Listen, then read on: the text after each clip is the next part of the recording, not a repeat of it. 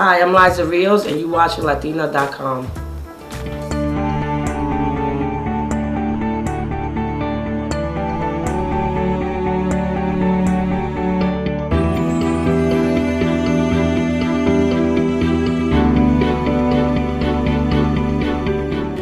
I put it out there for a reason. I knew if I just spoke about the abuse, people would tell me that I was lying. He promised me the world, I could go to college, I could go to school, and that it would never happen, and that I never stood up for myself and left, so he would never do it again. I came back within 2 weeks. I enrolled in college, and I had to keep leaving class because I was there for Pun every moment. And I did it with love. I didn't care. And I told God, I said, when I come back this time, I'm going to give it a year. You know, just give me a sign. We had another altercation, and he took a glass and smashed it in my face where I received stitches on my forehead and cuts on my nose. So I prepared myself to leave in that summer, which I did. Steve Rifkin and Joe begged me to come back because he had the whole world looking for me, and that he refused to record. You know, even though I loved him, I didn't like the way he treated me, and I was trying to stand up for myself and for my children, but at the same time, I didn't want him to die. But they put him back to work, and within 2-3 months, his body was shutting down. I could see it, and he soon passed after that. The day that he passed, it was the worst and the best day of my life. It was the worst day, of course, because it was my friend, who passed, my husband, the father of my kids.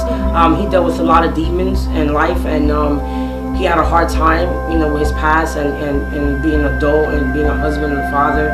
So it was something where I was happy because it was going to be no more pain.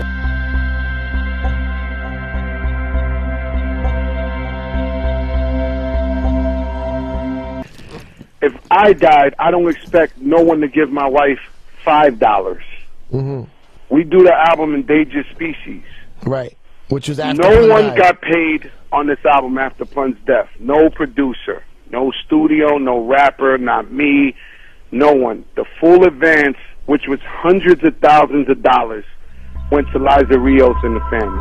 I didn't receive hundreds of thousands of dollars for Endangered Species. All I received was $125,000 with a royalty check of $15,000, like in 2004. After that, I've never received anything else.